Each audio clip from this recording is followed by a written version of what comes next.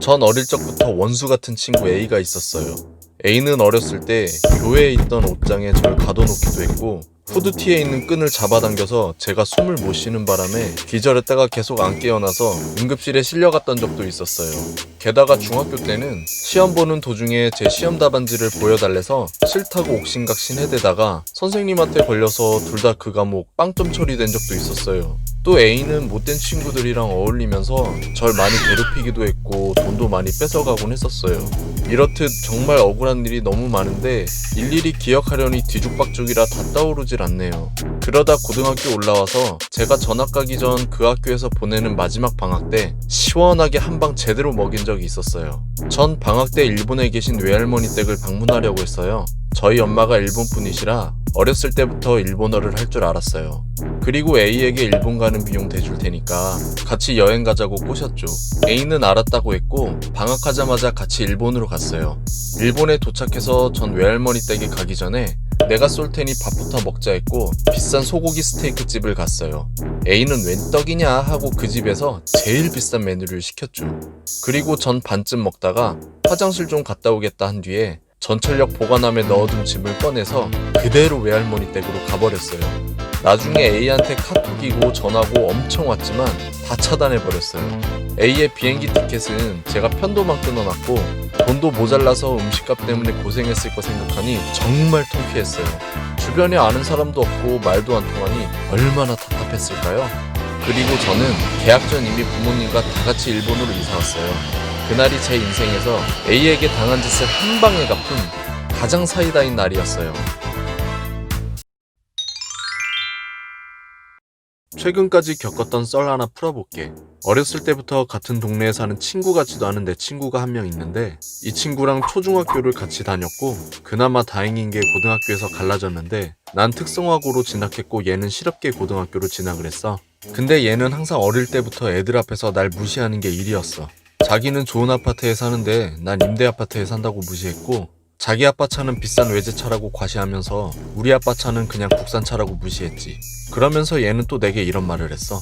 너까지 꽤 아무리 발버둥 치면서 살아봐야 커서도 그냥 한낱 월급쟁이밖에 더 되겠니? 공부 열심히 하면 뭐하냐? 어차피 너와 나는 급이 다른 인생인데 어쩌겠니? 가난한 네 부모를 탓해야지. 그래, 솔직히 돈 많은 거 부럽긴 해. 하지만 우리 부모님 정말 따뜻하고 좋으신 분이고 나 키워주시면서 부족함 없이 지원해주셨어. 근데 이 친구는 부모님이 맨날 바쁘셔서 집에 들어가봐야 아무도 없으니까 점점 일진 애들과 어울리더니 탈선을 하기 시작했어. 용돈도 많이 받으니까 일진 애들이 지네들 자금줄이라며 좋아했는데 정작 이 친구는 자신을 돈이 아닌 진정한 친구로 대해준다고 착각을 했었지. 그렇게 고3이 됐고 잘 살던 그 친구는 갑자기 부모님 사업이 잘 안되는 바람에 푹싹 망해버렸어. 집도 팔고 차도 팔고 용돈도 못 받는 상황까지 이르다 보니 그간 친하게 지냈던 자신의 평생 베프들인 줄 알았던 일진들에게까지 버림을 받았지. 반면 난 특성화고를 다니면서 3년 내내 열심히 공부했고 자격증도 20개나 취득하면서 9급 공무원까지 합격했어.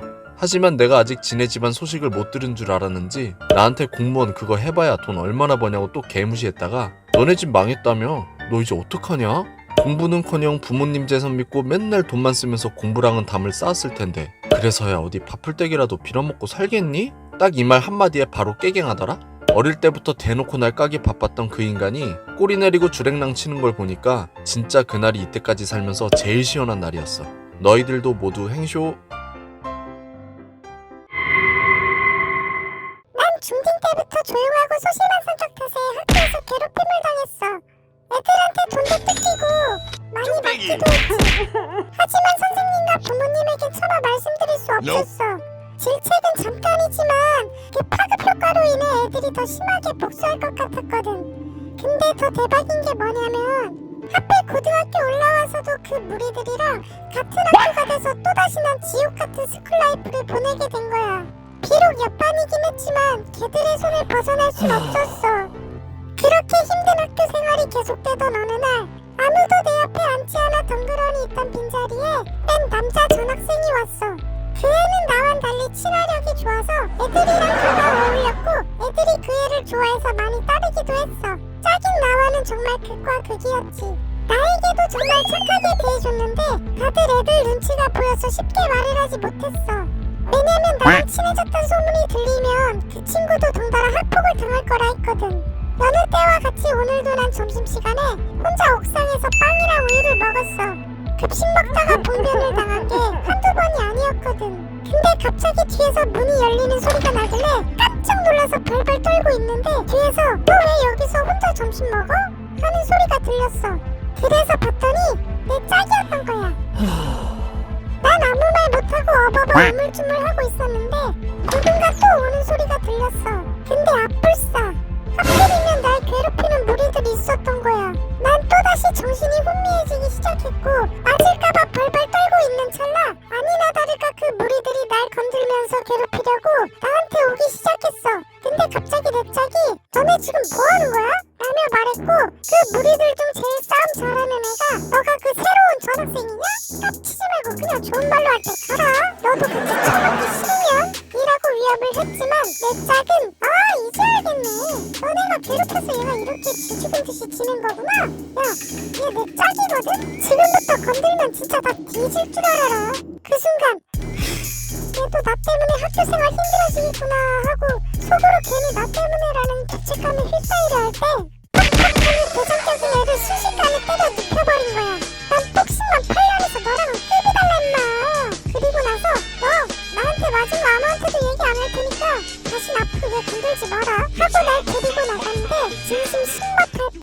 그렇게 난 내 짝꿍 덕에 점점 활발한 성격으로 바뀌었고 지금은 학교 생활이 정말 즐거움. 그리고 조만간 그애에게 고백할 예정이야. 잘 되길 응원해줘. 전 24살 여자입니다. 저희 집은 부모님이 너무 보수적이셔서 항상 걱정도 많으시고 가끔씩 시험 기간이나 과제도 있어서 늦게 들어간다고 미리 말씀드려도 밤 10시만 되면 부모님의 메시지로 폰을 불나기 시작합니다. 동성 친구나 학교 공부 때문에 이 정도인데 이성 친구는 말할 것도 없죠.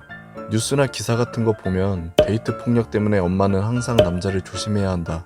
너는 아직 나이가 어리니 연애는 이르다 이런 식으로 말씀하시고 아빠는 여러 남자 많이 만나봐야 그래야 좋은 남자 보는 눈이 생긴다. 이러시긴 한데 말만 이렇게 하실 뿐이지 평소 모습을 그대로 보자면 제가 남친이 생겼다고 말하는 즉시 바로 간섭 들어오게 뻔한 성격이십니다. 자식이 저 하나뿐이어서 그런지 제가 뭘 하면 항상 관심이 많으세요. 그래서 이 나이 될 때까지 고백을 받아도 항상 거절했었고 고등학교 졸업식 날 짝남이 고백을 했는데 너무 좋았지만 거절했었어요. 이렇듯 남자 만나는 건 정말 생각조차 안 하고 살았는데 올해 여름쯤 정말 좋은 사람을 만났습니다. 그 사람이 지금 제 남자친구고 저를 많이 좋아해 줍니다.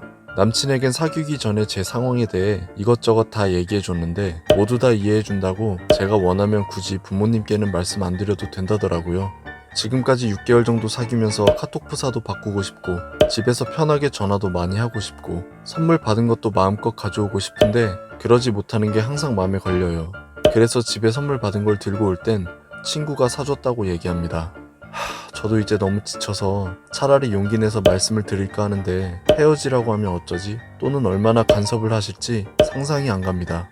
남친은 모든 걸 이해해 준댔는데 저는 항상 남친에게 미안해요. 어떻게 하면 좋을까요? 남들은 다 하는 연애인데 성인이 돼서도 저는 너무 힘드네요. 조언 좀 부탁드립니다. 구독자님의 사연입니다. 저는 26살 직장인입니다. 제 연애사는 순탄하지 않았어요. 늘 제가 먼저 좋아하고 고백해서 연인 사이로 발전했어요. 제가 먼저 대시를 했기 때문에 그만큼 돈도 많이 썼죠. 그리고 헤어질 때도 항상 차이는 쪽은 저였어요. 언제나 제가 더 좋아하는 쪽이었고요. 그렇게 연애하면서 남자친구와의 사이가 불안정하거나 고민이 있을 때면 같은 직장 내 팀원 오빠에게 상담을 받았어요. 이 오빠랑 저랑은 사내에선 친남매라 불릴 만큼 많이 친했거든요. 농담식으로 오빠는 저에게 연애는 따로 하고 결혼은 자기랑 하자며 말할 정도로 사이가 좋았죠. 남친과의 관계에 고민이 있을 때마다 오빠는 하나하나 다 조언해주면서 진심으로 상담해줬어요. 그렇게 같이 지내다가 제가 먼저 퇴사하게 됐습니다. 하지만 퇴사하고 나서도 오빠랑 연락하고 가끔씩 만나기도 하며 잘 지냈습니다. 그러다 문득 오빠는 연애를 안 하길래 왜 안 하냐고 궁금해서 물었죠. 그러자 여자가 있어야 하지 하더군요. 이 오빠를 알고 난 후부터 지금까지 지난 몇 년간 연애 한 번 안 한 거 보니 이 정도면 그냥 연애하기 싫은 거구나 생각이 들었어요. 그리고 저도 만나던 남친이랑 헤어지면서 혼자 힘든 사랑을 해오다 보니 연애하기 싫어지더라고요. 그러다 우연히 가족 사진을 찍게 되었는데 컨셉이 웨딩이어서 웨딩드레스를 입었죠. 너무 들뜨고 좋았고 막상 드레스를 입으니까 결혼하고 싶은 생각도 들더라고요. 그래서 셀카 찍은 거 오빠한테도 보내주면서 웨딩드레스 입으니까 저도 결혼하고 싶어요 했더니 오빠가 웨딩드레스 내가 입혀줄게 라고 하길래 무슨 소리냐 했더니 우리 예전에 같이 일했을 때 했던 말 기억 안 나?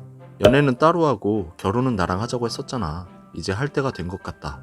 순간 너무 벙쪄서 답장도 못하고 있는데